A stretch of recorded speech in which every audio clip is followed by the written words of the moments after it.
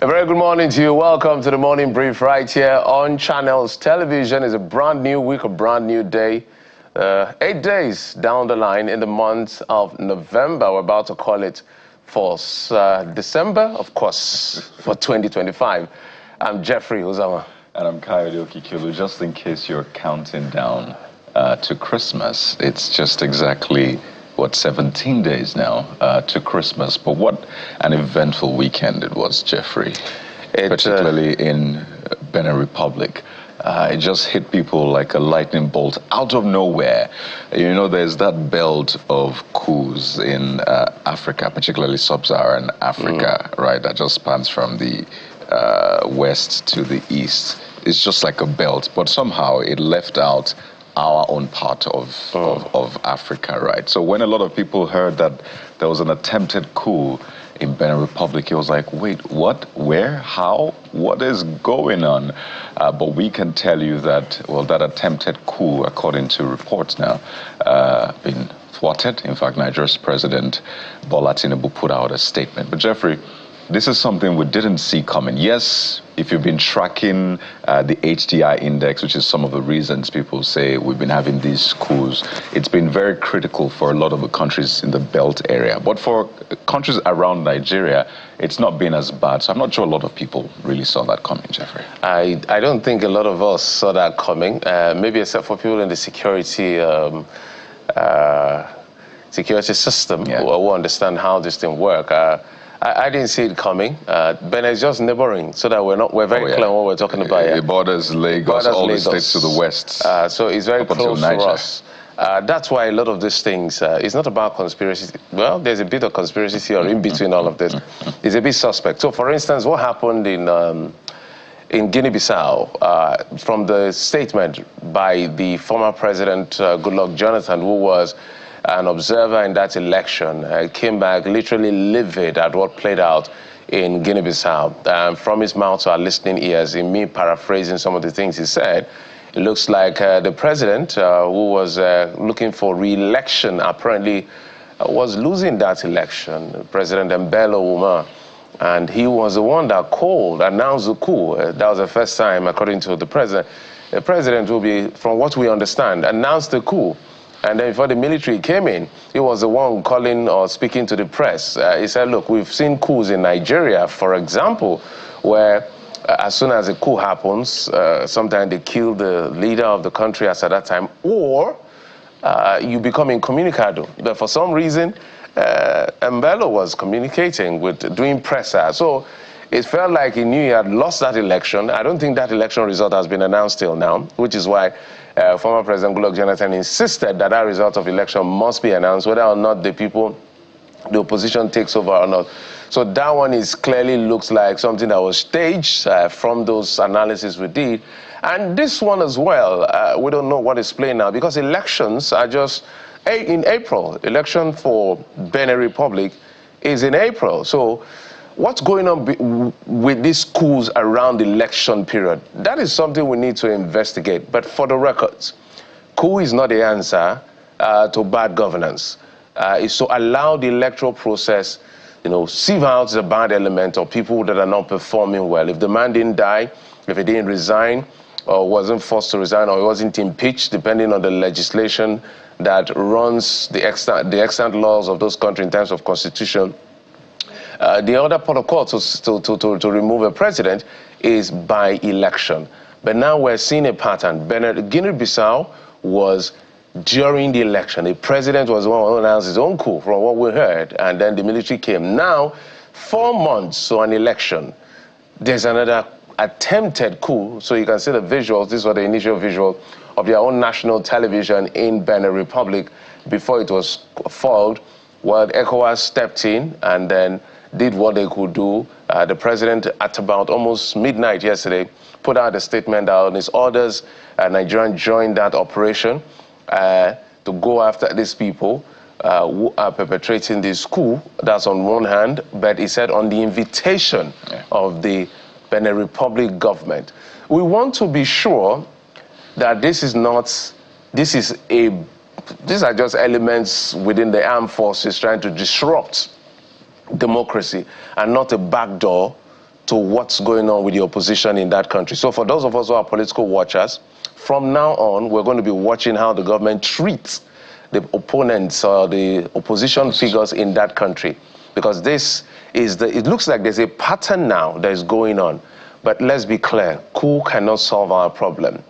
Whether it's in Nigeria, it's in Togo, it's in, we should condemn any form, whether it's staged, real, phantom, whatever description you want to give that coup.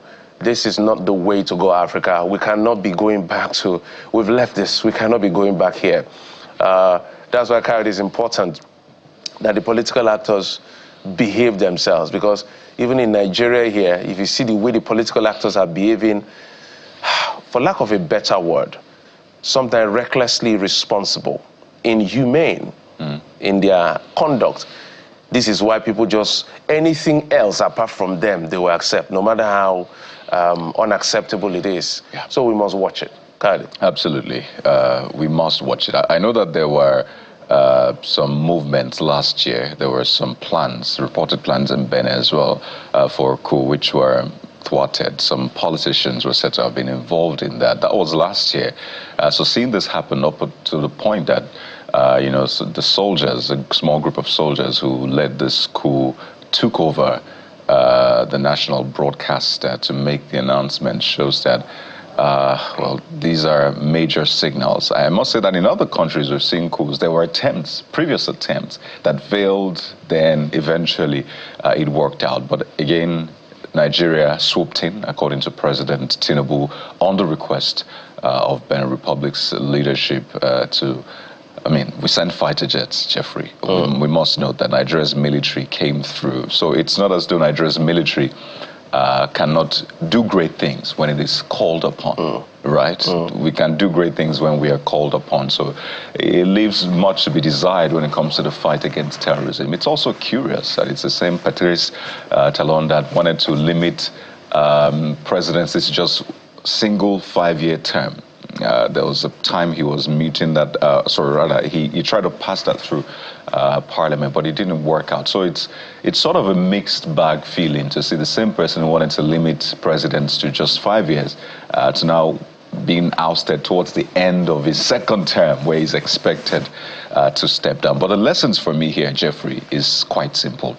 We must focus on human development. As I said, if you look at the Human Development Index, across these regions we've had instability. It's really low. And human development is basically access to education, healthcare, and just the quality of life that we have. And I think it is a no-brainer. If these issues are fixed, I'm not sure you would have issues around coup or anybody even whispering coups in those countries. When you go to developed countries, coups are just a random thing that people maybe discuss in beer parlors, and that's it. It's not really big deal because they have been able to fix the Human Development Index. You can speak about how this might be a myopic way to measure how well people are doing, but it is clear.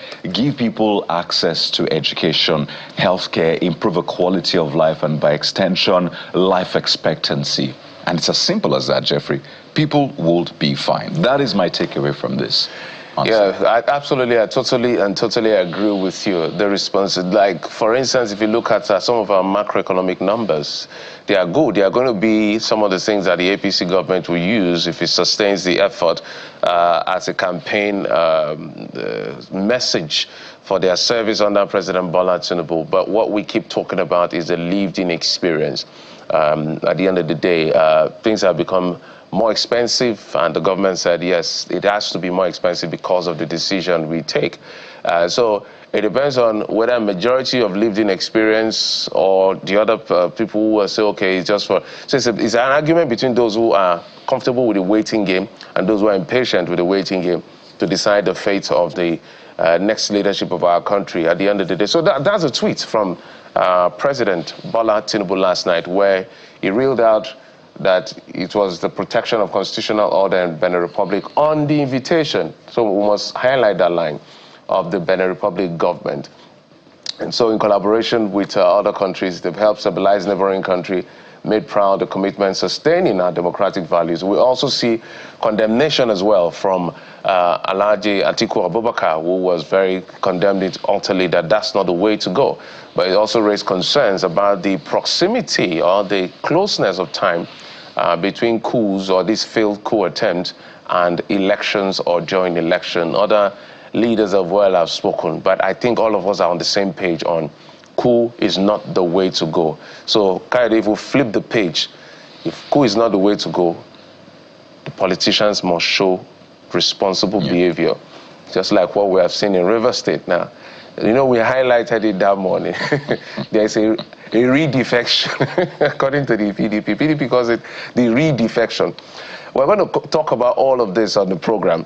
But in case you don't know, the men who defected partially the last time, because they actually defected and then they walked back to their defection. The Supreme Court made some pronouncement to that effect, which is a very, you know, I was looking through that judgment card, I was just shaking my head. I said, why do, I just want to make sure that our judiciary is not involved in some of the shenanigans of politicians.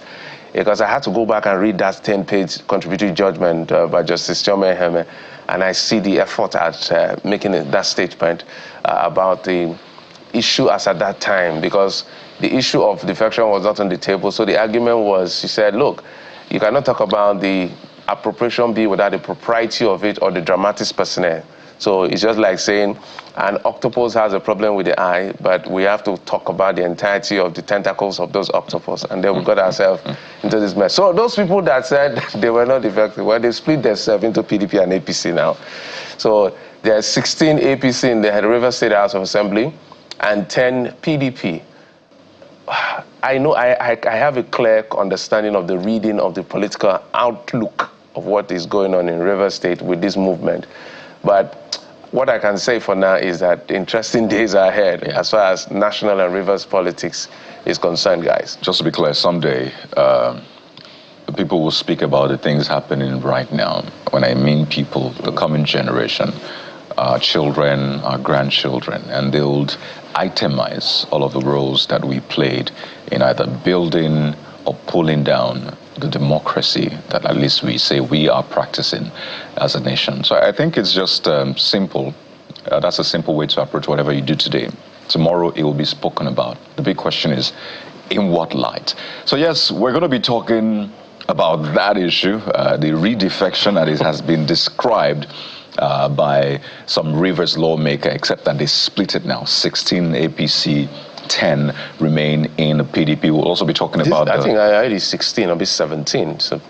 Well, plus the speaker. Plus the speaker, right. So we'll give you more clarity on that. We'll also be speaking about the coup attempt in Benin Republic and bringing you up to speed with what is happening today in Benin Republic following that coup attempt in a neighboring country. And of course, from Benin Republic, we'll go to the issues around Oworonshoki eviction. It's been a very thorny issue, the Oworonshoki eviction. We're going to look at a different angle to that issue. And Kayode has mentioned, Rivers is also going to be in focus. Yes, that's the Oworonshoki eviction issue that will bring to bear, mainstream it yet again. It looks like it's not going away anytime soon. From there, we progress to Rivers politics. Yes, they defected before incompletely. Now they've said they've defected completely. Well, we'll be asking the questions from all sides, see how this plays out. And then, of course, the hike in prices of tickets to travel within Nigeria, which is shorter in distance compared to places like maybe South Africa, which is longer. So if you're going from Lagos to Abuja, 1 hour max, see the price. Maybe you go from Joburg to Cape Town, maybe 2 hours, see the price. Why? So what's going on with the surge in prices? Is it the Yuletide, or this is yet another thing, whether it's road transportation or air transportation? That is going to be our convo, or conversation as we like to call it right here. So that's our outlook for today. But we'll take a break, we'll come back and we'll bring in our guest. Akintobi is our public affairs analyst who will be helping us break it down as the dailies convey them. Stay with us.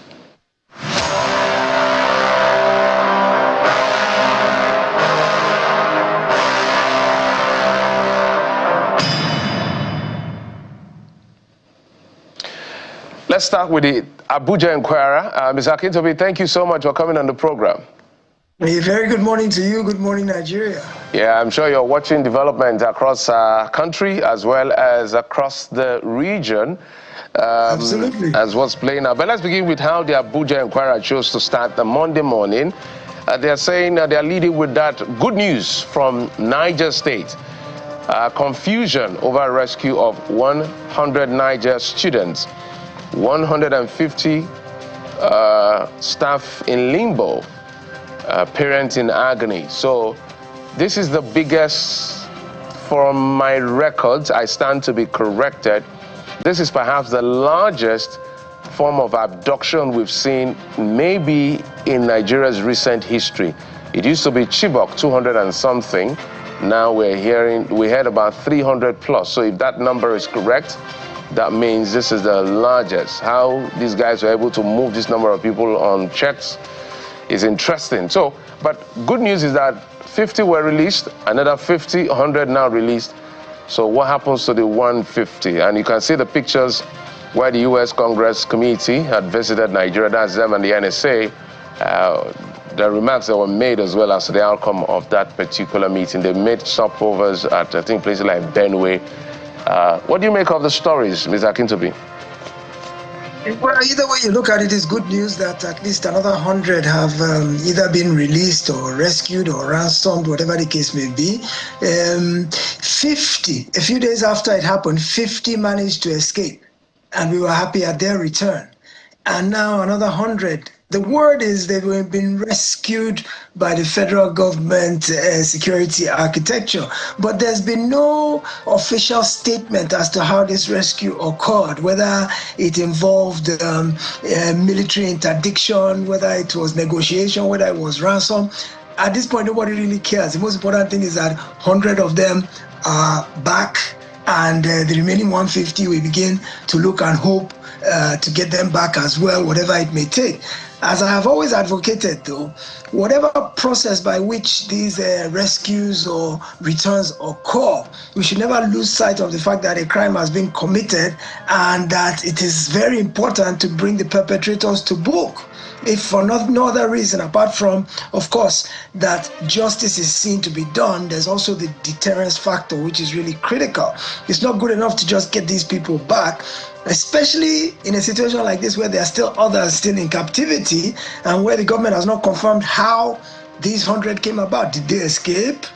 Were they ransomed? Was there a negotiation? Either way, if there was any kind of interaction that occurred to get this release, then there's got to be a reckoning for the second part of the equation, which has to do with acceptance of responsibility and prosecution and punishment. Nonetheless, it's possible that government is still being cautious in terms of those who are still left there, that it is important to get those ones back before we begin to seek retribution, so that we don't endanger the lives of the 150 and the 12 who are still there. But well, we're thankful for the 100 that have come, and we continue to encourage government to do whatever it takes, whatever means by which it got the 100 out, it should have the capability to get the remaining 150 out as well. So we continue to wish the government well. A government that can go into a neighboring country at the request of that country and take on an army, take on an organized, structured, weaponed army and prevail over them, should be able to do the same over bandits and terrorists. It's not rocket science. Of course, the Nigerian army showed its mettle over the weekend, and we are proud of them. The fact that they showed that we are a major power in the region. I mean, when trouble started, who was the first person that Benin Republic reached out to? They called Nigeria, come and help us. And they specifically asked for air support, boots on the ground, whatever it would take. You are our big brother, you are the one who can get us out of this situation. And Nigeria rose up to the task and did what it needed to do. So let's look internally now and say, if regionally we are that much of a power and we have the prowess to be able to arrest an unfolding bad situation in another country, we should be able to resolve our own internal problems. I'm not saying the dynamics are the same between a coup and a war against terrorism. But at the end of the day, it's still a conflict, and it's still pretty much the same approach of mano a mano, us against them, and we cannot allow them to prevail. So I would say that the same morale, the same passion, the same vivacity that we approach Benin over the weekend, we should also apply it to our own internal situation. All right. Talking about the U.S. Legislative team that came to Abuja over the weekend, well, it just speaks to ongoing attempts to collaborate on this situation. Ever since President Trump issued his threat about a month ago, there have been joint efforts on both sides. Even Nigeria has visited the U.S. to try and allay concerns about the terrorism or the attacks being focused specifically on Christians, and trying to make the case that, look, as long as your ideology is different from the attacker's own, no matter what your religion, you are you are vulnerable to attack and to killing or maiming. I know that's the general message that Nigeria is trying to pass. And so this visit from America is to further those discussions. And you can see the NSA in the picture with congressional representatives from America. They want to continue to find ways to collaborate without actually having to have boots on the ground from American troops. I think they also had a meeting with the Benue State governor as well. But over to the Vanguard newspaper, Mr. Akintobi. The big story has the picture of Benin Republic President Patrice Talon and the face of the coup plotter, whom, or at least the leader, who a lot of people saw his face. The big story says, democracy survives. How Benin Republic coup failed. That's from the federal government. Benin Interior foreign ministers speak. A dozen soldiers arrested. Nigerian Air Force conducts multiple precision airstrikes on fleeing coup plotters. FG, ECOWAS, AU condemn attempted takeover. ECOWAS deploys troops to Benin Republic. So this speaks largely to just how powerful, precise, and competent Nigeria's military can be. But right under it, you see FG secures release of 100 school children abducted in Niger state. But we don't see any report of either the arrest of the terrorists, whether they were neutralized, or what exactly happened to them. So it's a mixed bag, really. And I think that's something that has been said time and again. It almost looks like there's some sort of romance happening right there. If you are rescuing those abducted, what about the abductors in that sense? Yes. I'll just take one more story because a lot of these stories really are the same on the front page. And it's right there on the top page, on top rather. It says, amid blackouts, NERC and experts clash as Disco's revenue rises to 1.7 trillion naira. I can tell you that I am paying a lot for electricity.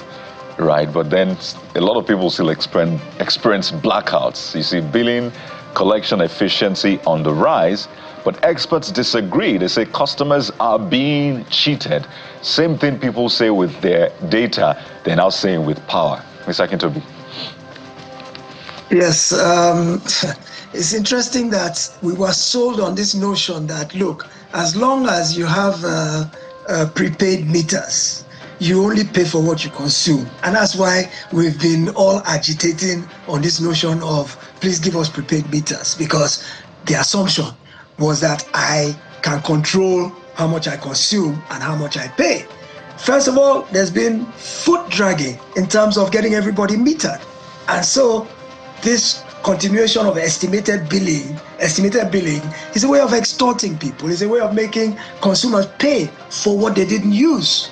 But now we're even starting to hear that even in the situation of people who have prepaid meters, that they are paying for more than they use. You will recharge your prepaid meter for 10, 20, 50,000, and you watch it and it's just going down like that. And all of a sudden, in spite of you switching off lights you don't use, switching off appliances you are not immediately needing, that the rate at which your meterage is going down, the units, the rate at which it's going down, if you measure it, it actually exceeds the per unit cost or whatever the case may be. So the NERC has a major responsibility. It's the protector of us consumers. For example, look at it now. When they did band A, band B, when they divided us into bands, they said, according to the number of hours you're supposed to get, like band A, for example, I believe the minimum is 20 hours a day for such a certain amount of time. Now, when they introduced this, the idea was if you didn't get that minimum amount of time, they were supposed to revert you back to the old rate, not to the band A rate. You were supposed to get a rebate, but it has never happened. There are many times that you don't get the 20 hours, you get 16, you get 18, but nobody ever refunds you for paying for the band A.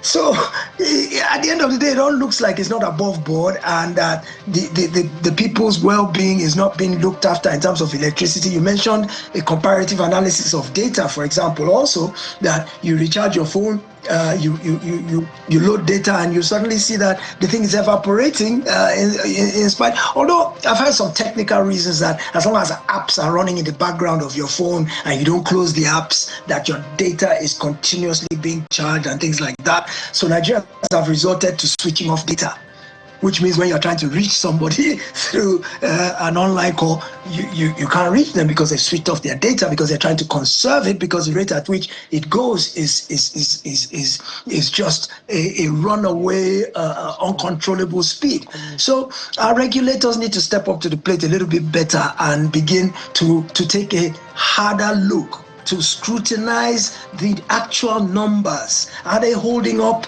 to the prerequisites?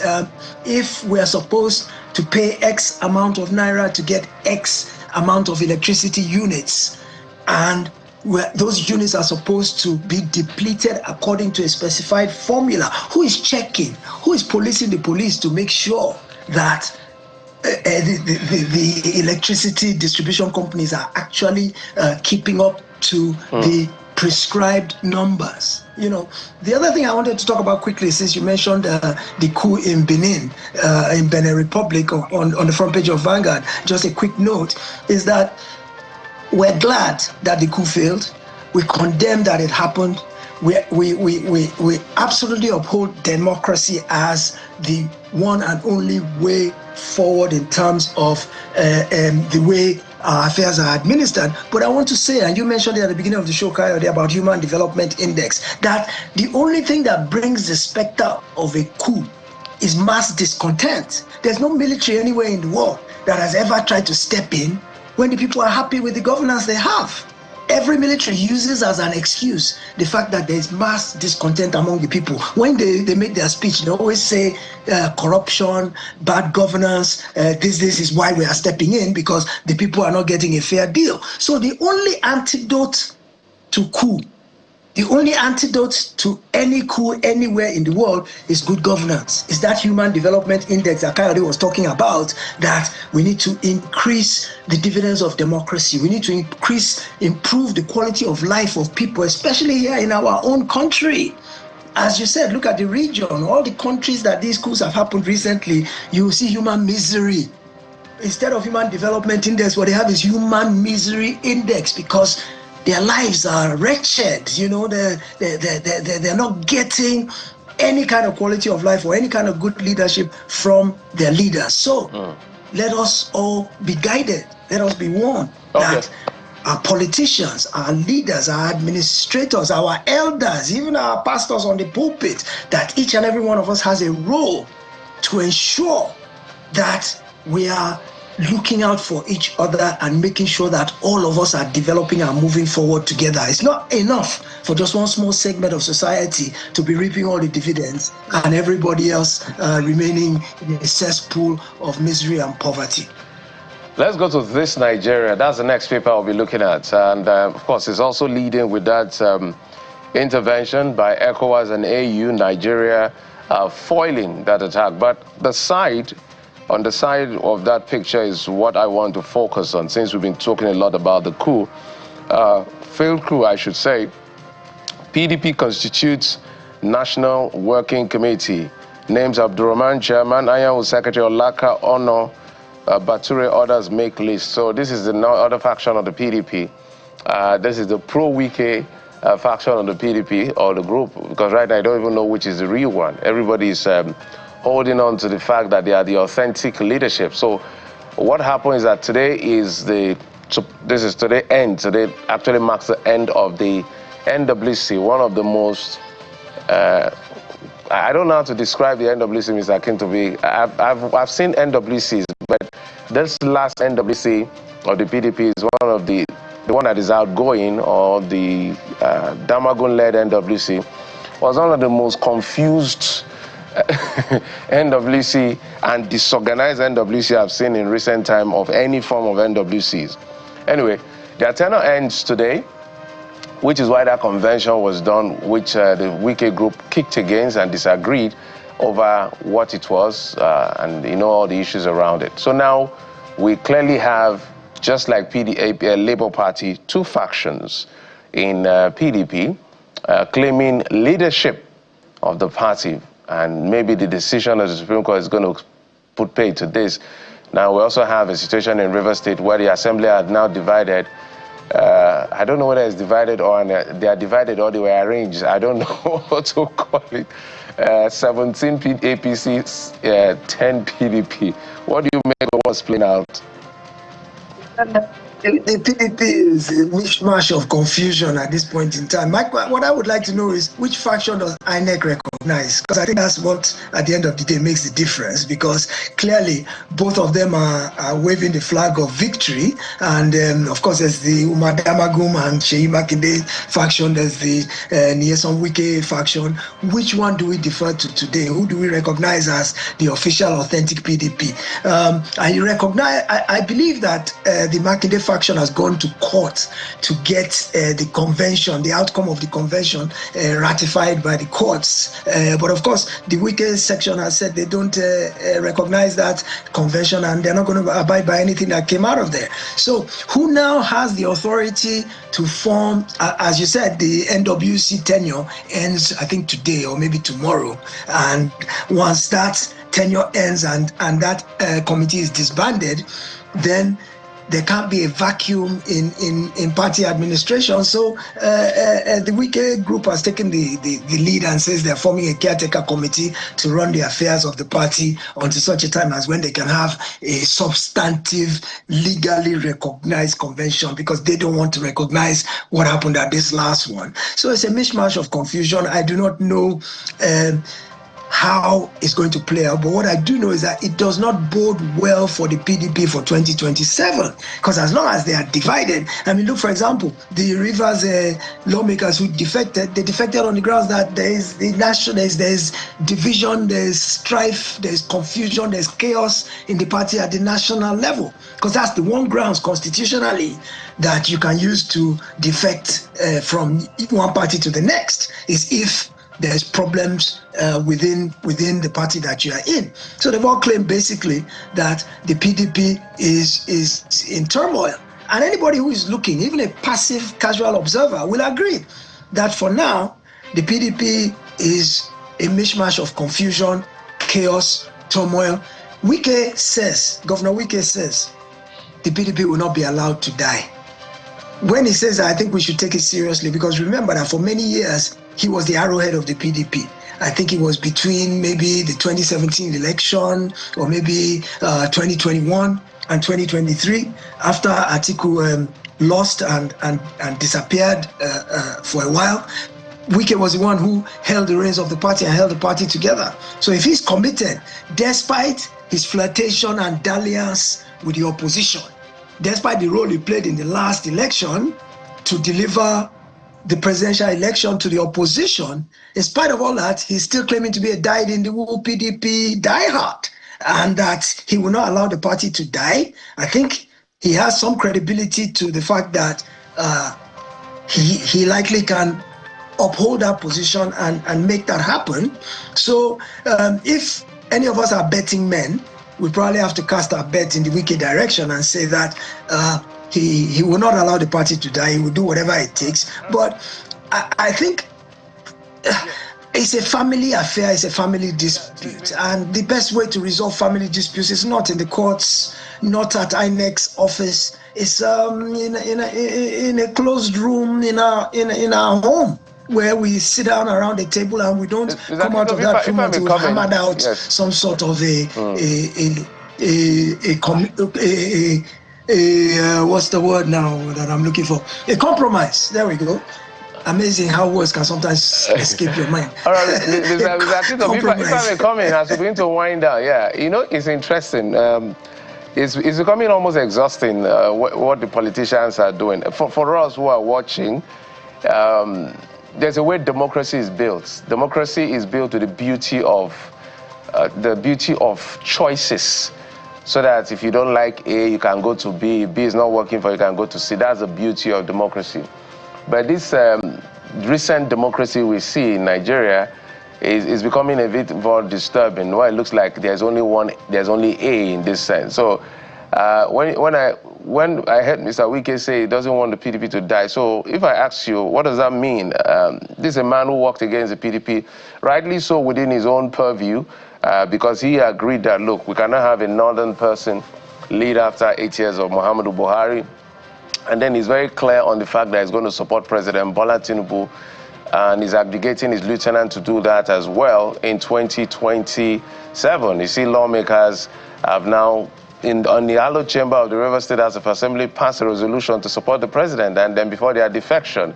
So how do you build a party that you are working against? That's a big question. It looks like the end game, from what we're reading, looks like the PDP may not have a candidate in 2027 if this is playing out this way. So what do you make of that? I want to build and make sure this party doesn't die, but I'll support the opposition. How does that sound?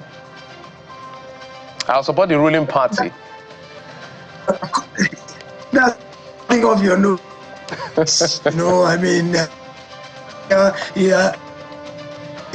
accept at the same time. Oh, there's not going. I mean, you said politics Mr. Akintobi, just a moment, Mr. Akintobi. Our apologies. I don't know, maybe it's the network. I don't know what is wrong with it, but since you started talking, we couldn't hear. So maybe just in 2 minutes, say what you want to say, because we didn't hear what you were saying. Oh dear, oh dear. Seem to be having the glitches yet again. Mr. Akintobi, we will try again, but we'll come to you in maybe, okay. But maybe this is a good time to thank you for coming on the program. Yeah, it's been shaky, I don't know. Something is wrong with the network. Okay. Yeah. All right. Thank you so much. Dayo Akintobi is a public affairs analyst joining us from London in the UK to help us make sense of what the papers are saying. Thank you. My pleasure always. Good morning, Nigeria. Oh, finally, when he's saying my pleasure, that's it. I mean, it was, I don't know if the question was a tough one, that even the internet was like, well, let's see. It's amusing to me. Wike said, we will not allow this party to die, yet he's going to work for the APC. And his boys are working for the APC. As I said, it's an interesting. You know what's very worrying for me. I do have a problem with politicians behaving as they like. You understand? It's who they are. Some of them, not all of them, they can choose to behave how they like. It's how institutions manage these behaviors. Because we cannot be running politics like this. It's almost a reckless situation where everybody behaves the way they like and all of that. If you want to do opposition, do opposition. If you want to do ruling party, so that Nigerians are clear on who to follow and what to do in the next election. But we'll take a break. We'll be right back after this. Stay with us.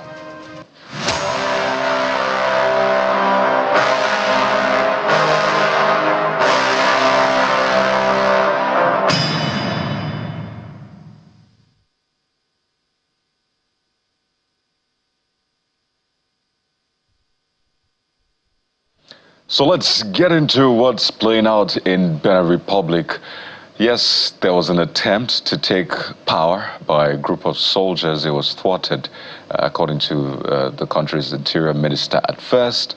Then we started getting comments from ECOWAS and eventually Nigeria's president, who sort of detailed what exactly happened, how the Benin government asked for Nigeria's intervention and how we deployed fighter jets to bombard and precisely, let me use those words, with precision, those who planned the coup.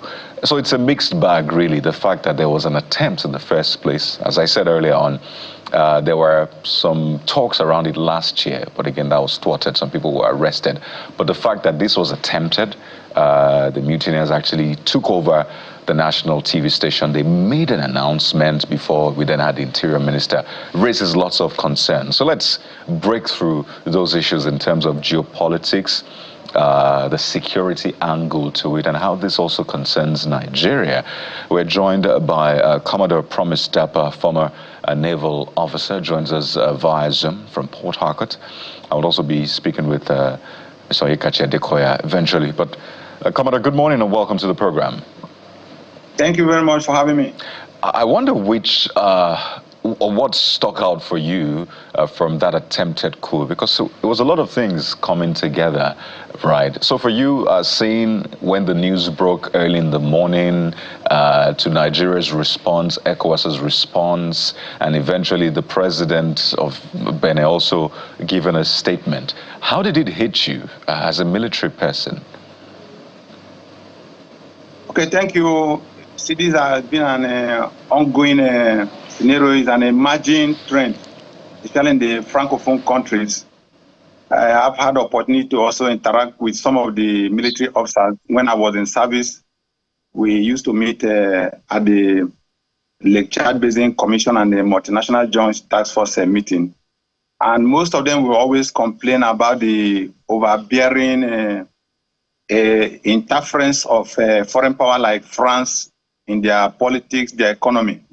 They will even complain that they virtually cannot do anything without interference, foreign interference. So there are these nauseating feelings among the Francophone countries to get rid of such interference, to be able to freely decide for themselves, to be able to freely decide the way and manner they want to live. So it wasn't surprising for the current wave of what I would call a nationalism or sweeping through the Francophone countries, trying to redefine themselves, trying to reestablish themselves, the way they do things and the way they live.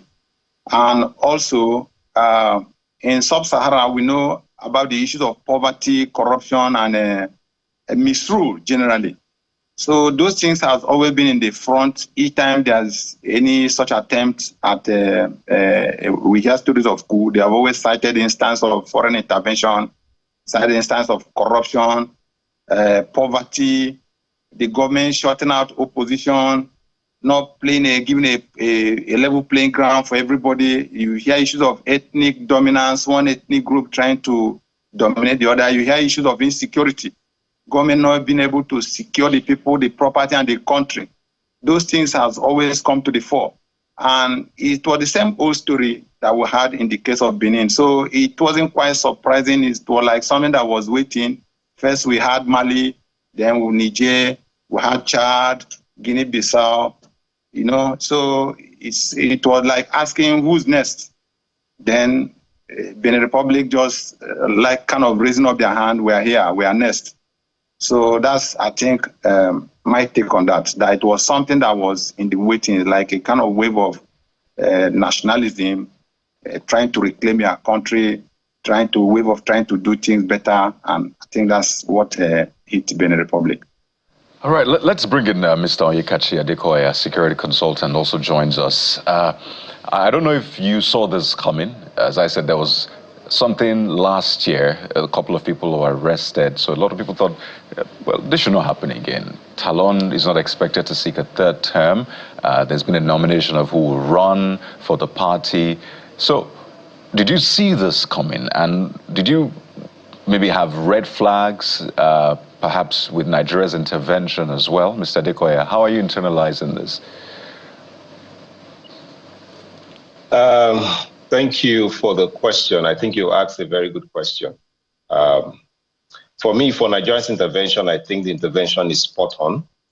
The federal government did what it should do, this time doing it differently. And I think what the federal government did was to learn lessons from Mali, from Burkina Faso, from Niger Republic. I did share a small map with your producers I'm looking from the intervention perspective, first of all, to say that this is spot on, it is right. Nigeria shares about 773 kilometers of borderline with Niger Republic. Whatever impacts Niger can impact Nigeria very quickly. If that crisis snowballs into another thing, we can have a situation at our borders, and for Benin Republic, is smack on the border, as I said, 773 kilometers. So whatever happens there impacts on us. The other thing is that, like the Commodore said, if you look at the destabilization of the Sahel, you cannot say it's coincidental that it's happening within that belt, within the Central African to West African to the eastern part of African belts. This stabilization, the way it's occurring and the system to it doesn't suggest coincidence. So Nigerian government should be concerned. Did we see this coming? Yes, there's sufficient red flag. What bothers me a bit is that we are now at a critical intersection between great power politics in Africa, in particular West Africa, where the US is trying to make a comeback. Of course, you saw the diplomatic spat, where France is on the fringes, having lost out on a number of African countries, and where Nigeria is trying to get a sense of itself in its own sphere of influence. If you look at the U.S. national security strategy, it talked about the Monroe Doctrine, where it says that the U.S. will continue to ensure that the conditions happening within its borders are favorable to its own interests. And what the map is showing you is that in Niger, Burkina Faso, Mali, most of these governments barely control anywhere between 50 to 60% of their own territories. And you have insurgents, Islamic jihadis, almost putting even Niamey in a fire pocket. So I've said several times that we are in a bit of a pickle in Nigeria with these issues coming up. So did we see this coup attempt coming, even in Nigeria? Yes, of course, we did have our own fair share. So there's something more sinister going on if we follow what the data is saying to suggest, that there's no coincidence. That's just the point I'm making. So Nigeria has every right to take a position that ensures that the continued instabilization of the region is checked and does not pose a threat to Nigeria. Whether we had conversation with France or the US or, these other things, whether there's internal political ramblings in Benin Republic, those are less of a concern to Nigeria because, Coyote, if you put that map again, you don't want destabilization in Benin. Well, what does that mean is that Cameroon is partly destabilized, Chad has its issue, Niger, and then you put Benin. So what does that mean? It means that we're effectively in a quadrant as a country, So it's a very dangerous situation, and I commend the National Defense Council. I commend the Commander-in-Chief for being decisive this time around in ensuring stability in Benin. The other political considerations we can discuss later, please. All right, let's take it back to Commodore. Commodore, I want you to make sense of what we're dealing with here. Now, this is close to home, Yeah, it's been close to home technically, but this is close to Lagos. We've done Niger, which is around the northern states. I guess we made mistakes in some forms of intervention after what had happened in Mali, Burkina Faso, and now this is quite close to home. It means that we're beginning to be encircled as far as these elements are concerned. Mr. Adeka did mention about the Islamic jihadis who are making big encroachment and controlling parts of some of these countries that are even controlled by the military. So it looks like it's not about a form of government. There's something more fundamentally wrong here. Whether it's a democracy or a military rule, there's something triggering what is going on. And one of those is which you've mentioned. What do you suspect is the bigger picture here? Okay, there are many factors that, if we begin to break it down, that could culminate into this. one actually is politics, bad politics, and the sub-Saharan is the, I think, the behalf of bad politics and misgovernance. If you watch out when the case of Mali started, there was this issue of trying to shut out opposition. You know the policy that happened before the takeover, the opposition, the way the opposition was shut out, the shenanigans in the parliament and all that, you know, all those type of things played out before the military stepped in. And there were cries of insecurity in the northern part of the country. It was like the insurgent had a free day in the northern part. The same thing goes for Mali, talking about Guinea-Bissau, all those things. It's the same trend. So what are we talking about here? That government must begin to, especially in the sub-Saharan Africa, begin to address issue of governance. They must take politics seriously. The way we play politics, even in Nigeria, look at all the parties, all those indices in all these countries are also present in Nigeria, which are also clear red flags. So while we are paying attention to what is happening around us, we must not also take it for granted in Nigeria, because all those indices are present here. Then we'll talk of issues of border, because the insurgencies that plague these countries, that form part of the excuses for this military to come in, are also ravaging Nigeria. Now you find out all the countries that have intersection with 3 countries. In that spot, that intersection, almost all of them along the West African zone are clearly inhabited by insurgents and terrorists. That's why you have in the northwest, in the intersection between Niger, Nigeria, and Benin. In that whole area is a beehive of terrorist activities. That's why you see the problem in northeast Nigeria, in northwest, then part of Benin Republic. So they move across those 3 countries. Then you go to the northeast, to the same thing. The intersection between Nigeria, Cameroon, and Chad is occupied by these terrorist people.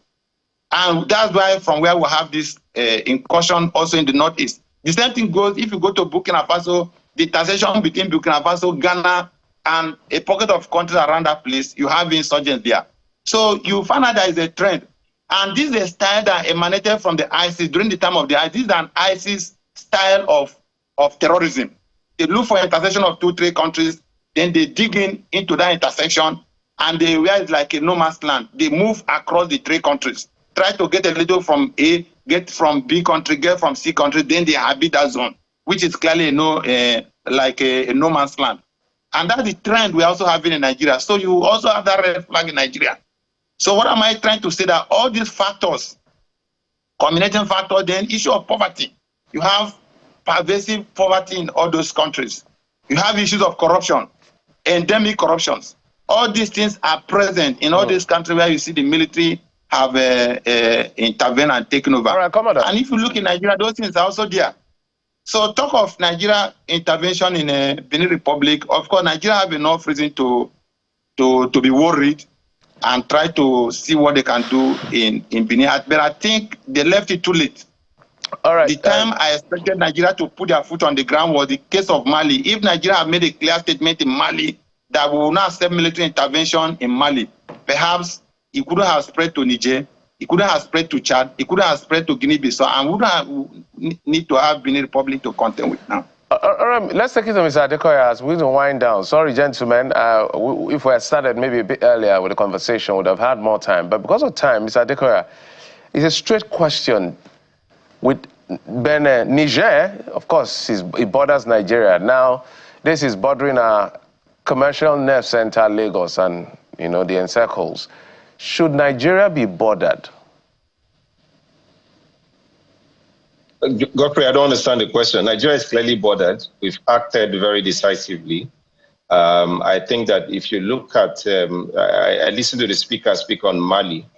The reason why we couldn't act on Mali then is that we needed some amendments to the mutual military defense pact under ECOWAS. So I think those amendments had come in. I'm not sure we've domesticated yet, but those were achieved, I think, sometime in August 2025. So we didn't have the multilateral instrument, as it were, to decisively address what they now class as regional threats. So I think ECOWAS has shown in its own statement that it is willing to act very decisively to ensure that these matters do not get destabilized. Godfrey, there's no time, so I can't talk about the geopolitical implication, but what worries me is that a side seems to be happy. The question is, who does this coup benefit in the great power play between Russia, France, and America?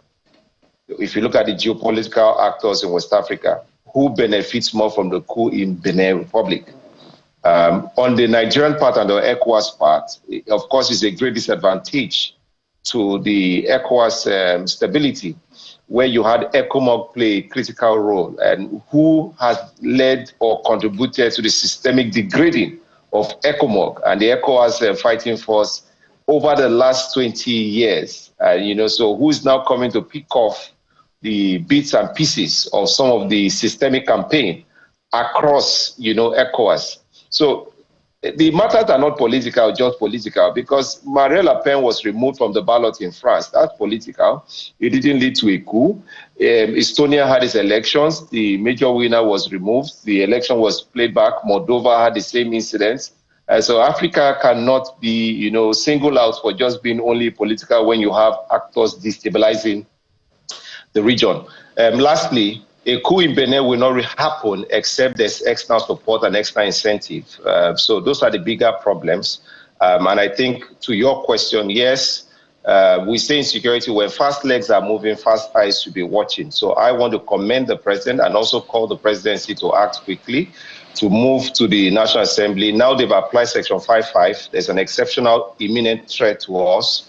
But they must now go back to Section 5.4 to seek validation from the National Assembly to ensure that the engagements of our troops are within the ambit of law, and Nigeria continues to act in ways and manners that fosters and protect our national security, our national interests, and of course the national defense of our territory. Those are my thoughts, Jeffrey.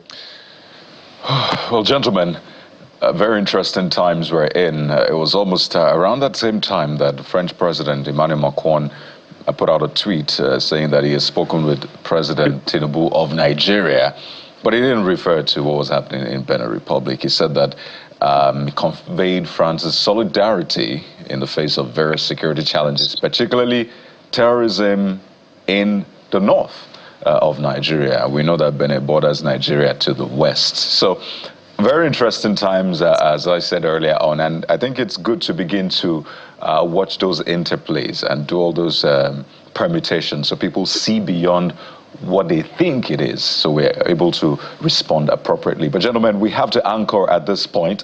We've been speaking with Commodore Promise Dapa, former naval officer, and Mr. Onyekachi Adekoya, security consultant. I'm sure we'll be speaking to you again very soon, but we hope that it's under better circumstances. But thank you for your time. We wish you a great day. Thank you very much. Well, we'll take a moment now, and when we return, there's been some disturbances, in fact, disturbing occurrence in the Oworonshoki area of Lagos State with evictions, demolitions. What exactly is playing out? We'll be hearing from the victims on the program today. Please stay with us.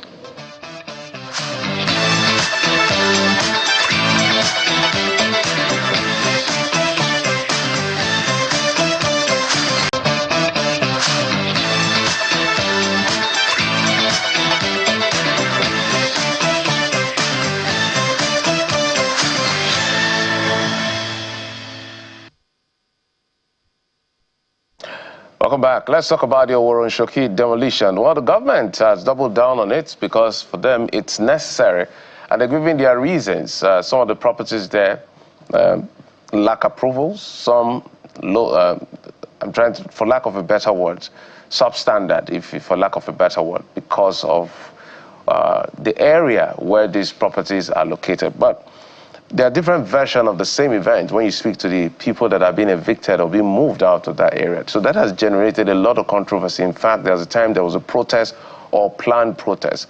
So it depends on who you're listening to about the issue of Oworonshoki demolition exercise. Whether it's the government or the people, it's different version of the same event. But today, we're mainstreaming that conversation yet again.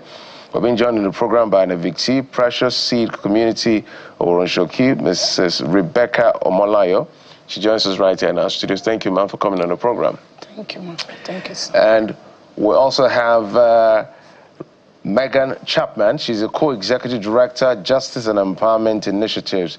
joining us from Lagos studios right here. Yes. Welcome. Thank you, sir. So maybe naturally, let me start with you before I come to you just a moment. If you can tell us in 2 minutes what your story is, because we've sat down here with a lot of people that have been affected concerning this demolition, and everybody has their own different sides of the story. What's your story? My story is we were not told that they are coming to demolish our house. They only came in the night. Some policemen came in the night and they said we should pack our things out. I said that if government will demolish us, at least they will have mark or give us paper or come to tell us. It's not that they will come around 10 in the night and say, very early in the morning, you should pack your things. And we were even thinking they were joking, but they came very early, around 6 a.m. I'm a widow. That day make it, my husband died July 26th. So it was... What year? This year. Okay. So I was still in my black when they came. They met me upstairs. I sat there. I said they should demolish me with the house because there's nothing that they bring for us. They did not tell us anything. And I've been in that place for over 35 years. And that is my house you are looking at. It's upstairs. So, and there's church downstairs. We gather about 200 children there that we are training free. That the church and one GNO people, some people are helping us to pay. So they just push all of us out that morning and they started the demolition. So without telling us anything. So for the records, they've demolished that building we're looking at. They have. So which part of Oworonshoki is this? Precious Seed. Which part of Oworonshoki? My place is Precious Seed. It's called the Precious Seed. Okay, it's a Precious Seed area. Yes. And you've been living there for 35 years. 35 years. Because government has always said and maintained that they notify everyone who is involved in this. So when you come and say no notification was given... We were not notified. We were not notified. We were not notified at all. We were not, even till now. You're sure the government did not notify anybody within this area? Anything. They did not tell us anything. Just before I come to you in a moment, Megan, I just want to find out, what is the story of the apartment you stay in, that property? You've been staying there for 35 years, yes. You said. So how did you secure the documents, perhaps your husband, your late husband? Yes. And our condolences to you on this person. We were paying Lagos State... land use charge. Yes, every year. And this, is it LASPA or what do they call it? We were started entering into this LASPA, this thing they told us about, and we have other papers. It remains that LASPA. And you bought the land, right? And they told me that tomorrow I should come for the paper, and I showed them all my papers. I showed them all my paper, that my paper is complete, that they gave me date at LASPA that I should come tomorrow. So this property was purchased by you or your husband? My husband, together. When was that? If I could remember, it's over 37 years that we have built the house, because we married at Oworonshoki. Who did you buy it from? Was it... The land from the Oworonshoki indigents. Themselves? Yes, from the late ballet, and we have the papers. So you have all your documents? Yes, sir, we have. Megan, speak to us, because you've been following this. Sure. How many property were demolished? What was the MO by the government? And in your interaction with government, what did you glean? Yeah, so the first thing I want to clarify is that Oworonshoki is actually a very big area. It's not just one area that has been demolished. The demolitions have been on since September. The first place that was demolished is a community that's close to her place, but not her community, which is called Ebute Kekere or Ebute Lebo. And that place was demolished in early September with no notice, no consultation, no engagement, no service of proper legal notices, nothing, just demolished. Then they now went to the express side. That's the one that became very popular because of the involvement of Femi Falana. So he got an injunction for that place, and it was still brought down. And I know that has caused a lot of uproar, and people became very aware of Oworonshoki. But when they came back, it's now 2 weeks ago, to start demolishing around Precious Seed and other parts of the waterfront area of Oworonshoki, it's a different movement entirely. They actually started from an area we called Mosafedjo, they weren't demolishing with caterpillar, they were setting houses ablaze. They now came down. Those were like shanties. No, it's not shanties. Like wooden structures. Yes, the ones they're putting fire on are where it's going to burn. Yeah. But these are buildings that have been there for some time. It's not like they just cropped up. And then they were setting fires to some places around Mosa Federal, Oworonshoki. That's a bit far from where she is. They now came and just quickly threatened Precious Seed community. That's what you're seeing in the videos now. Precious Seed is a community where my organization has been working. We did the house numbering 2 years back. Last year, 2024. So we actually know the exact population is above 3,000 people, getting to 300 structures in the community and over 700 households that are affected by this demolition. They called us on the 26th of November that they had come, task force had come to threaten them. So I made arrangements with some of my team members to be on ground very early the next morning because this place is actually covered by a court injunction. Right. It's actually a final judgment issued by the Lagos State High Court in favor of different communities along the Lagos waterfront, and it restrains the governor of Lagos State, the Attorney General of Lagos State, the Commissioner of Police Lagos State, and the Commissioner of Physical Planning and Urban Development. The judgment covers them, so we said, let us get down there. They pasted the judgment on the wall, and I was there as early as 7 in the morning. I met task force on ground. I met La SEMA on ground. That's the Emergency Management Agency, the one that's supposed to be helping people out of humanitarian disaster. And here they're actually carrying out demolition. So we met them before they even came into the community. I took the judgment. I approached, since I'm a human rights lawyer, I was ready to approach them. I spoke to each officer on ground. I asked them where they're coming from. They said from Lagos State, that if I have anything, I should call the Commissioner of Police. But I said, look, let me just make you, each and every one of you who's on ground, aware of this injunction. There's a perpetual injunction against Lagos State, except the government sits with the community, plans with them how they're going to be resettled to another location, and they don't even talk about title documents in that judgment. It's a fundamental rights matter, meaning that whether you have your title documents or you don't, so long as you've been there for some time, she's talking of 35 years, the government is supposed to come, sit with you, plan how they're going to resettle you before anything like demolition should happen. So I'm showing them the injunction. The community is at the gate, watching what is happening, so afraid that this excavator is going to come into the community. And the task force, another vehicle of task force, came up with their Black Maria, and they actually came up and they shot tear gas into my face. And all the people around me were affected. We had to come down. I had to go look for water to pour in my face. And the next thing you know, they used that chance to now move the excavator in, and they started demolishing. And I want to come to this question of inadequate buildings, because what you need to understand, her own building is all block. There's a church at the bottom, tiled floors. There's an upstairs where the family is staying. I met her on the balcony.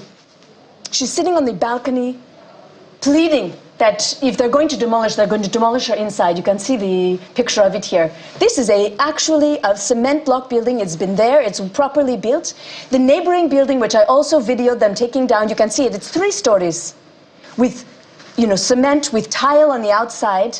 It's a motorable road that accesses the place. This is not what you would think of as, a slum community. This is a community where people have their documents. They've been engaging. They've been doing documents. Everything. They have their title documents. Yeah. They have their documents. And even if they didn't, I'm not saying they don't, but even if they didn't, our judgment says what the government is supposed to do is come and meet with them, plan, and you can see how people are running, carrying their load, rushing here and there. I actually had a task force officer that had to hold me back. It's really unbelievable. I've been in Lagos for 15 years now, and I've seen so many incidents like this, but this was another level. And they don't even stop there. From Precious Seed, they demolished on the 27th of November. They continued on the 28th, and they now went to a neighboring area. On Lagos Street, also along the waterfront, also covered by this court injunction, this perpetual injunction, final judgment from the Lagos State High Court. They also get there, and what we're hearing is that task force is telling people, bring 1 million naira, and we will spare your house. They will leave their house. But if you can't bring it, they bring it down. I met a pastor who told me he was pleading with them to collect 500,000. Is he supposed to be pleading with money? Okay. And they still brought down his church and his... That's a strong allegation. This is what we'll do. We'll definitely get Lagos State government on this table because time again we've had. But this is a very strong allegation, and what you put out, it's important that the Lagos State, I think the commissioner, is it physical planning or housing? I'm not sure which of them. Physical planning. Whichever is responsible for this, we'll reach out to you after the show to make sure that at least government comes to speak on this matter, because this is a commercial nerve center of Nigeria. So, before I come to you, I was beginning to wind down. The deed has been done. That's right. What next? What's next is that the government needs to do the right thing for these people. They have thrown them out. They have violated court orders. They were served with Form 48. That means they're aware of the consequences of disobedience of court order. That's why I even met each of the officers on ground. Took some of their names so that we know who and who is supervising the work. What they need to do, there's not just the 3,000 people in Precious Seed. Now we're talking about more than 10,000 people up and down, because they still went back to Musa Federal, Oworonshoki, which is covered by the judgment. They threw out so many people. And after they were done demolishing with the excavator, they came back with fire again. And where people had piled up their properties, not knowing where to go, even under the rain, everything, they actually started setting those things ablaze. You can see the video there. I was on ground because I left the community. I've met the task force 3 times on this demolition, one by one. I've been calling different people in different ministries to see who and who is going to give it listening ear. So it's not that we haven't tried to engage. What they need to do is come and sit with the people who are affected. Do the right thing. Rebuild their homes or resettle them to another place, and it should be done as quickly as possible because people are suffering. I met one man. He's a retired lecturer. He had a stroke. And he's sleeping, he could barely walk, and he's sleeping inside of a broken down KK. Oh dear. And this is just one of so many people who are suffering like that. And there's another man who's blind. Right. He has a disabled son, and they set his house on fire. I took the video of him the day before they set his house on fire. The situation is pathetic. Let me ask, Madam Omolayo. Yes. I mean, this is quite emotional, and I can imagine what you've been going through. Is it true that compensation has been paid? We had a commissioner in Lagos State on Channels TV over the weekend who said that compensation had been paid to some people. Have you received that? Do you know anyone who has received it? What they did was that before our own site demolition, we saw them giving some people 200,000, 300,000, and they were giving it to the indigene of Oworonshoki. Even most of the people that collect those 200, they don't have house at Oworo. They are indigenes of Oworo. They went to our house to go and collect it. But since we were not told that they are coming to our area, and even if they want to demolish our house, it's 200 that will carry us. I go to anywhere I'm going with my children now. I can't leave them. We stay inside this tank, and they came there to burn it again. You were staying in a tank? Yes. When you mean tank, like a water tank? Like water tank. Some of us cut the tank. They were sleeping inside. Okay. Some of them put cloth, and they came there to burn those things again. So where do you stay now? Where are you sleeping now? No, we are just staying around. Some people sleep on the street. Anywhere we see, we sleep. What I'm begging, if it is Lagos State that do this thing, they should come. They should please help us. We are not goats. We are not animals. They should have pity on us. This is too much. There are some people there that they have stroke, they cannot even stand, that we used to carry them. With the little I see, I feed them. I was with them yesterday. They were all crying. There's nothing we can do. They should please have mercy on us. And we are pleading to good people of Lagos. If there's anybody that have house that is free to keep us, we are ready. Because there are some of us that did not have any hope. There are some of us that did not have any hope of where are they going. And they did not collect any money. Those people that they are indigenous that collect the 200,000, some of them are still with us on the land. So in closing, the traditional rulers, the Bales, who sometimes I'm sure there are signatures or whatever, what are they saying about all of this? The Bales, the Oba of Oworonshoki did not even come out to talk to anybody. That day, I wanted to run to his house with my child, that he should please. He knows that my husband just died. He should please, where do I want to go at this age? I'm 63 years old. Who will take me in? I have my grandchildren staying with me. They are outside there now because I can't leave them. Wherever I sleep is where they sleep. The Oba should please come out and talk to us. Maybe they want us to go back to our village. They should say to us with something, at least. We are not goats. I have my paper complete. I have everything. They should please, we are begging them, if it is Oba or if it is Lagos State, it's not only on precious seed. If you see us at Oworo, some people sleep on that bridge. They will still come there to pursue us in the night. This is what we'll do. These assurances we'll do. We'll make sure after the show, we'll reach out to the Lagos State government as to the highest level. If it has to get to the governor, we will make sure that happens. So that I think there's been this back and forth, so that let's hear from government once and for all. And we're going to relay all of the things you have said, right? As we said, we've had Oworonshoki people come here, we've had government, so there's this back and forth. But with this latest development, this you have just said now, we'll get the government to come and, put their own side of the story, and then let's see what action will be taken. We hope this can be resolved and there can be some human face. My apologies for your loss. Our sympathies are with you and our condolences as well. Thank you so much for coming on the program. We do appreciate both of you. It's a very difficult conversation. Rebecca Omolayo, evictee, Precious Seed Community, Oworonshoki. Megan Chapman, Co-Executive Director, Justice and Empowerment Initiative. Thank you. We hope that there will be resolution some way, one way or the other. Thank you very much, sir. We also hope. Thank you, sir.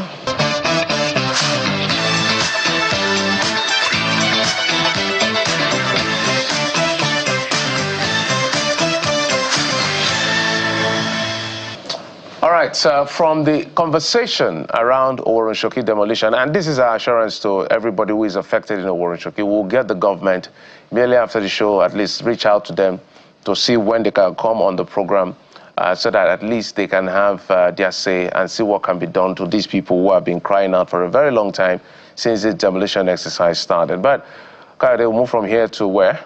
Let's head over to River State now and talk the curious case of River State's politics. It's always been one that the faint-hearted will most likely not survive in it. So over the weekend, on Friday in particular, when the defection was announced yet again of some lawmakers, a lot of Nigerians who had thought the chapter of a political drama in Rivers had ended, thought, come on, not again.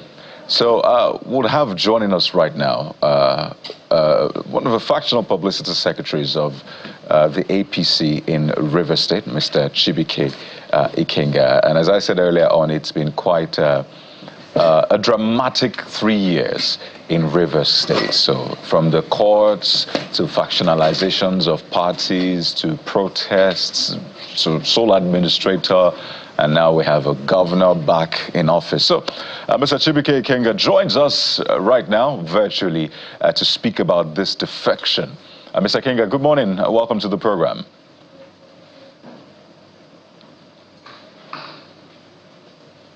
Right, please, you might need to unmute so we can get your responses through clear and sharp. But I'm just going to shoot the first salvo, right, and ask you, have you received the members now who have defected to the APC? Well, thank you. Firstly, I'd like to correct an impression. I'm not a factional publicity secretary of the APC. Anybody could claim to be anything, but I'm the substantive publicity secretary of the APC as we speak in River State. Who is your chairman? Who is the chairman of the APC in River State? Pardon me. Let's just clear that out once and for all. Who's the chairman of the APC? Chief Tony Okocha. Right. Please go ahead. Thank you. I mentioned earlier that we have received them. I was personally at the plenary with the state chairman of the party, Chief Tony Okocha, to receiving the 17 members, including Mr. Speaker, that joined our party. We would have been happier if all of them had joined, but we're still mounting pressures to get them across to join in our parties, even those at the National Assembly, and then other high-profile public office holders in River State to joining the APC renewed up agenda for the greater good of Nigerians. Just to be clear, this played out exactly 2 years ago, where members announced their defection, wrote letters, they sang the song, they were wielding APC flags. So really, a lot of people don't see this as anything new. For them, they are defected since 2 years ago. So what is different this time around? Okay, clearly, I'm sure that if we dwell on that, we may be sitting on appeal in a decision that had already been reached by the Supreme Court on the issue of defection of Rivers House Assembly members. So that being said, at the one you made reference to, which have been nullified, APC as a party, the leadership were not invited, were not represented. This particular one, the state chairman of the party, Chief Tony Okocha, and myself represented the National State Executive Committee of the party to watching their defection and receiving them accordingly. So this is done with due processes, and then we have properly received them into our party. Mr. Kanga, I don't know what you mean by properly receive them. There's no such thing as properly received. Properly received will mean that... Mr. Kanga, can you hear me, sir? Loud and clear, please. Well, I don't know what you mean by properly received. So let me inquire. I can explain to you. No, hold on. I'm in copy of every judgment of this matter is a public document. We know that Section 109, subsection 1I or J is not self-executing. It has to be that pronouncement as to what defection is.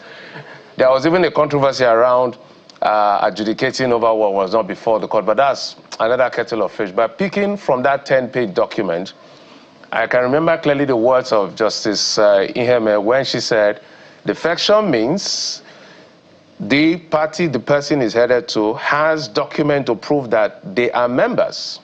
The party they left shows that they have officially resigned. So let's put fact, because this is not the first time we're seeing them defect in this sense. So are they now registered members of your political party? Let's start with some housekeeping. Yes, they are. And they did that after they had officially resigned from their own party, the PDP. And when we were consulted, we asked them to go through the due processes of going to their ward as well to register with the APC. That they have done. So you are saying for a fact that 17 members, including Amewule, the Honorable Speaker, has the membership card of the APC with him? They are registered members of the APC. What we have are slips, and that's what they have. Okay. So it's an interesting development as far as Rivers politics is concerned. So let's begin to look at what the political future. Why do you think the other 10 stayed back? Because the entirety left the party, the PDP, and said they are defecting. Of course, all of that ended in Supreme Court and where we were. What do you think happened that the other 10 are holding back? If you can maybe give us an idea, if you have any. Okay, Jeffrey, I think that we have continuously mounted pressures on them on the need to join the Renewed Hope agenda. And the 17 had a keys to it, and they have joined. And the other time, we're still pushing. They're still our friends. They're from our state, and we know them. And we're working on it. I'm sure that, God willing, with time, they will all do the needful if they get convinced. So as we speak now, because one of the things I'm looking at, who is now the leader? Because, there's the argument, I know you have said you're not the factional leader, and, when that question was raised by my colleague, perhaps is a make-or-break element. I don't know whether there was an extension, because I know there was a court of appeal judgment, but I don't want to go into an internal political issue. I want to stay with the issue of the defection for a moment. And where I'm going to with all of this, to the fact that, can you tell us who is leading your party at the state level, be able to champion the cause of your political party? Because that's an important conversation we should have in the midst of all of this defection. Okay, thank you, Jeffrey. Once again, I'd like you to also make reference to a decision reached by the Supreme Court, wherein the Supreme Court did say that courts are barred from meddling into the internal affairs of political parties. So the issue of mention of Emeka Beke and his sacked team cannot be sustained, as the National Working Committee as well as National Executive Committee had thrown them away and conducted a Congress that ushered us in. That is what it is as at today. Well, that did not answer my question. Before my colleague, Who is the leader of your party in Rivers State? It's just a straight question, Mr. Party leadership constitutionally is headed by the state chairman of the party and members of the executive. And then we also have the zonal chairman, South-South, of our party, Chief Victor Gado, as national vice chairman, South-South. We also have Chief Tony Okota as chairman of the party in the state and other members of the executive. So it's a very, I must say, for the average Rivers person, it must be quite confusing, you know, back and forth, because Mr. Emeka Beke is also quoting a court judgment by Justice Coup. And in one breath, he said court should not delve into matters of a party. But in the same breath, he also referenced the court's judgment that spoke about the defection. So, you know, it's almost like you pick the side, or you pick the judgment that really favors you. So in the light of Mr. Emeka Beke's continuous claim to the chairmanship position of a party in the state, with a court judgment to back it up, which is why I describe you as a factional spokesperson of the APC, because there's no clear-cut leadership. Both of the groups are still laying claim to it. I wonder for you if you think that the Rivers people are comfortable with the political situation in the state right now? Okay, thank you. I did not make references to two court judgments. I said the final court in the land, the Supreme Court, did say that courts are barred from meddling into internal affairs of the party, and therefore I remain the substantive publicity secretary under the chairmanship of Tony Okocha and others. So the issue of Emeka Beke and his botched ESCO are neither here nor there. The National Working Committee of the party, through the directives of the National Executive Committee, had midwifed a Congress in Rivers State that brought us in. So we speak for the party and we have received the people. So be that as it may, Rivers people are happy with us. They are happy with President Bola Ahmed Tinubu's progresses which he had made, unifying the exchange rate.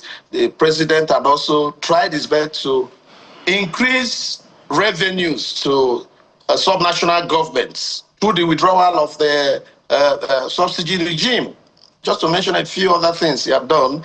So we are happy that APC is getting ready to continue to take over the state as the elections draw nigh.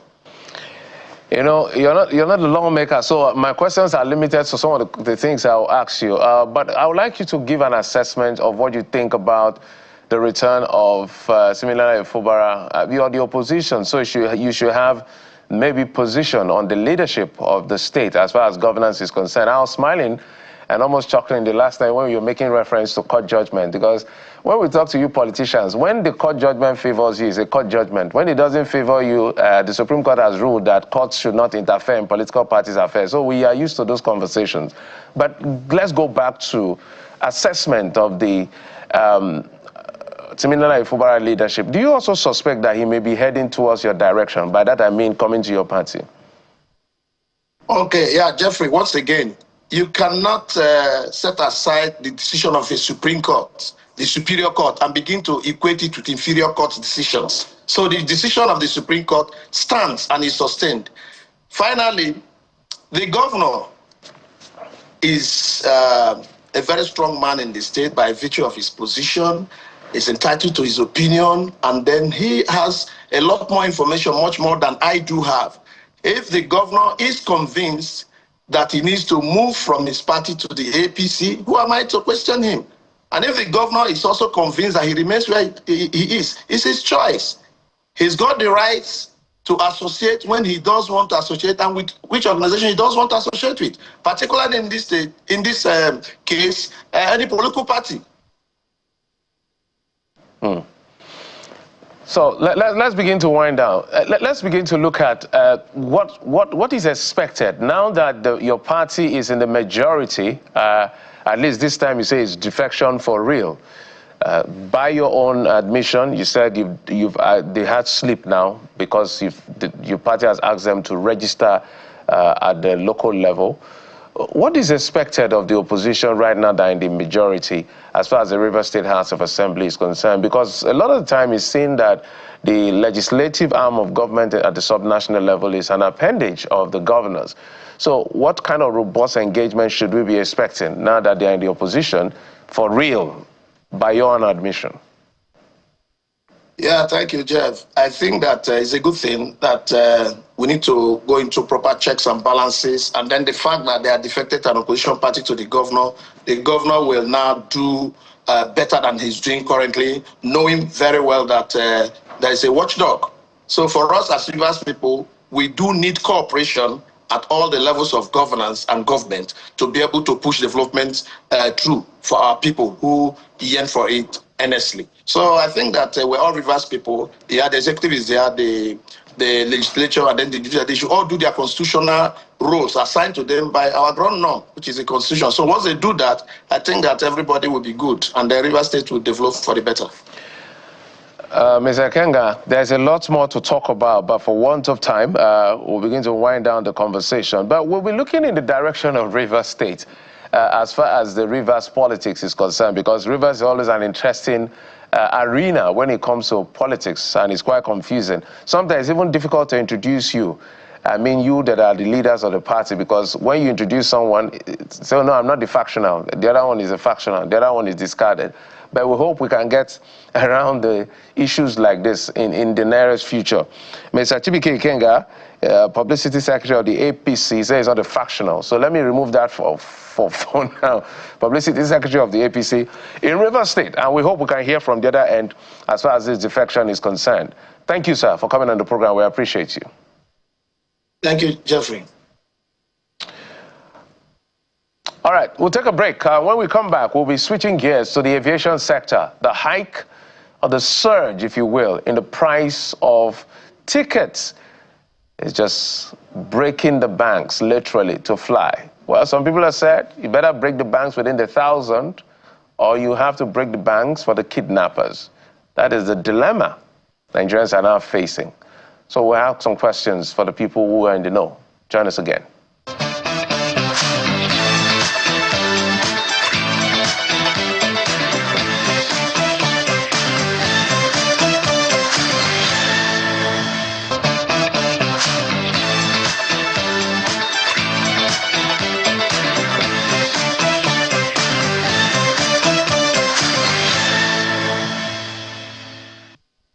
Let's bring in our guest, Mrs. Ife Ezenwa Oguke. She's the MD Travens, Travels and Tours. She joins us right here in our Lagos studio. Thank you, madam, for coming on the program. Thank you very much. And also have joining us Tony Ukachukwu, is the founder, Aviator Africa, joins us virtually from South Africa. Mr. Ukachukwu, thank you so much for coming on the program. It's my pleasure to be here. Let's begin with some basic information. The last time I traveled, I went to Enugu from Lagos. I think I spent over 200,000 or so for one way. I think I spent about 500,000 back and forth. So, as of today, how much are the tickets? Do you have an idea? It's a dicey situation, actually, because you could still spend that amount depending on your destination. So it's the same, it's similar. You could still spend the same amount, like 400, 300,000 return tickets, depending on where you are going to.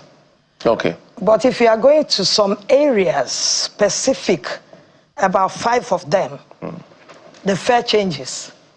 What do you mean by that? I don't really know. I can't explain it, but that's the situation. If you are going to the east, anywhere in the east, from Lagos or from Abuja, the price is a default thing. You will see on display. All the classes will be there on display. But you try to buy it or to sell it, it will not agree until you go, it zeros to the highest class. So like if we are going from Lagos or Abuja now to Enugu, what you'll be getting is one of the airlines that has the biggest equipment flying on the domestic routes. You could get for 353, 200.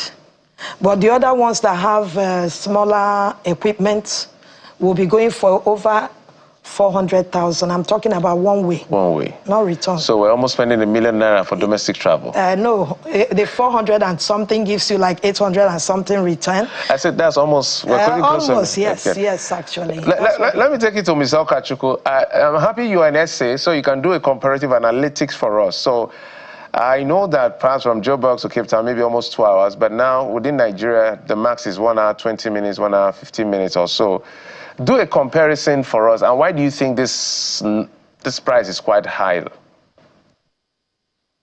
Thank you very much for having me. Is this price hike or price increase this period like this is not new to the domestic markets in Nigeria? Every year during the festive period, we experience price hike. Airline operators, there's this surge in price hike, just like Madam, I've just said on your show, is particular to when you're going down south. So whether you're going south-south or southeast, you notice that there is this price hike during the festive period. So it has become a normal occurrence.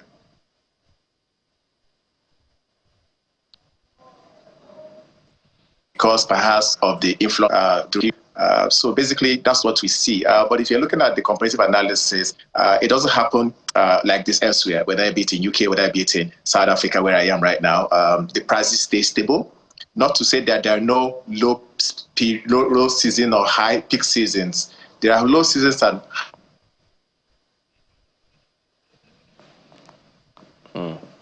It looks like we're experiencing the surge. Not is close to 200, 300 in some cases percent increase. So it's not the same elsewhere. And again, I must add that if you come domestically in Nigeria, it doesn't affect you when you're going up north. The prices remain stable when you're going up north, maybe from Lagos to Abuja or to Kano or Sokoto. But when you're coming from Lagos, going to Benin, going to Asaba, going to Owerri and Enugu, that's where you experience this price hike. And I think it's largely due to the people that the IJG big people, they are just go back people because there's a whole flood of people coming back home for the festive period. I know that there's this additional security levy of, I think, $11 on inbound and outbound travelers. But again, as you said, I just got back. Maybe they have some extra bucks to part away with in the name of the festive season. But for domestic travelers, it's quite of a challenge, particularly when you then add issues around delays, cancellations, and sometimes flights are merged. So you realize that even though they have different time slots, when it's time to fly, there is a merger, an unholy merger in that sense. Is there an explanation for it? Because for a lot of passengers, that's a breach. And because some of them don't have time to pursue it, it keeps happening time and again. Yeah, so basically, there are various factors that gives rise to issues like this. On one side is from the airline operators, they have their own issue, which is largely due to capacity issues. As we speak now, most of our airline domestic carriers have their aircraft abroad in different Europe, in the hangars in different parts of Europe for maintenance. So they have capacity issues. Not to say you cannot plan. Of course, we all know that festive period in December, we all know that there's going to be high influx of people coming, so airlines mitigate issues like this. However, there are also various factors. Like you rightly pointed out, I don't want to be a doomsday prophet, but I always say there are going to be cancellations, disruptions, and delays, and there will be so much chaos around the airport. And this is largely due to operational issues and, of course, our infrastructures at the airport. So this is a time where, I use this opportunity to call upon FAN to make sure there's a seamless facilitation of passengers just during this period because there's always chaotic. And then for the airlines to kind of plan better, because every December there is Harmattan haze. Every time we know there's high influx of people coming back home. So there should be plans to mitigate it.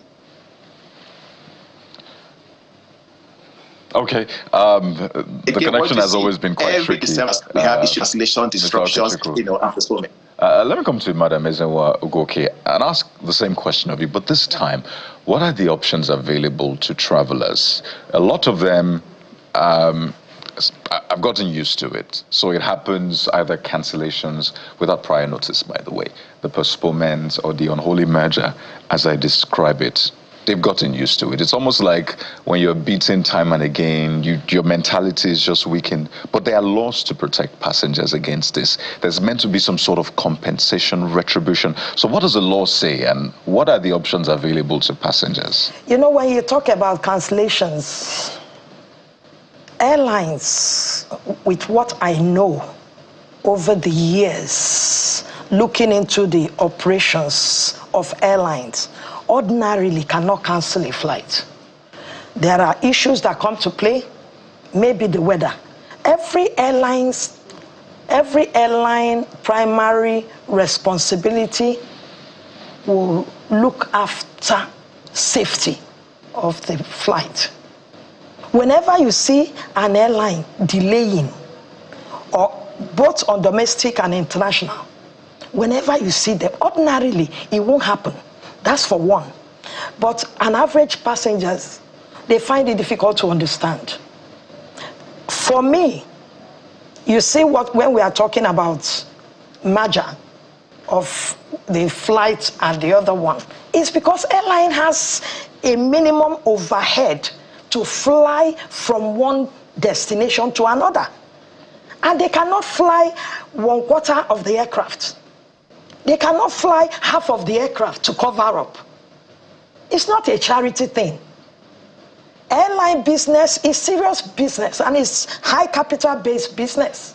So they have to consider how to break even before they can fly. Now, the challenge, pardon me, madam, yes, the 2 points you raised, one, with the delays and cancellations. It's okay to have one delay, maybe in a blue moon, right? But there are, and you know this because this is your area, there are flights that I see the airline, and I know that this is at least 2-hour delay. And it's consistent every blessed time. In fact, the times that they are early, you want to say, are you sure everything is fine? Because that is unlike them. That is one. Two, for the other point you raised about mergers, there's meant to be adequate information. Why did you have different time slots? So I planned based on that. I have a meeting in Abuja by 8 a.m. Well, thankfully, first flights usually make it, thankfully, you know, except for a few times anyway, because we have to be clear on that. But you've planned. I have a meeting in Abuja by 12. So I'm flying by 9. And then they merge you with a flight by 3 p.m. So you've missed that opportunity. But can I tell you something? Those flights, the flight times are scheduled. They will have been there for like 3 months. They are schedules. You understand? Even abroad, you will see schedule time and the estimated time. Do you get? An estimated time has to do with considering a lot of factors that will either tell you whether that flight will go on time or not. You are talking about schedule. Like I said, they cannot fly half aircraft or 1/4. They put the flight on schedule. It's subject to people booking the seats to travel. If people don't book the seats on those flights, they won't be able to fly them. And the airline is managing all these things under the radar. Is this a Nigerian situation? It's not a Nigerian. It sounds like a unique... Madam, because of time, let's take it to Mr. Tony Ukachukwu. Mr. Ukachukwu, let's bring you in for your own intervention. She's kind of giving excuses for the airlines, but we travel, we see other climes. How these things are done, you misbehave, you pay. But here it looks like there's always an explanation, as though we're the only ones that operate airlines in the world. So basically, what people should also understand is that when I buy a ticket, I come into a contractual agreement with the airline. So if I pay to fly you, and at the end of the day, it's only 3 passengers, 5 passengers you have, if you cannot refund my money, you're obligated to fly me, regardless of if you don't have a full capacity. Because you publish that schedule, passengers bought tickets, and then you go into a contract to fly them. And then if you must cancel, the Part 19 of the Nigerian Civil Aviation Regulation states out, penalties for airline and compensation benefits for passengers, which to a very large extent, Nigerian carriers have not been able to meet up to. But I must give it to SCA for their Consumer Protection Department have been really been heavy on defaulting airlines, both local and international. But a lot needs to be done. But to answer your question, aviation is a global business. There's no Nigeria way of doing business, aviation, or South African or Europe. Aviation is global. So whatever obtains in the Western world should obtain locally. So simply put, there is no delay darling saying, okay, if I have 3 passengers, then passengers should understand that I can't fly because I must be evil. No.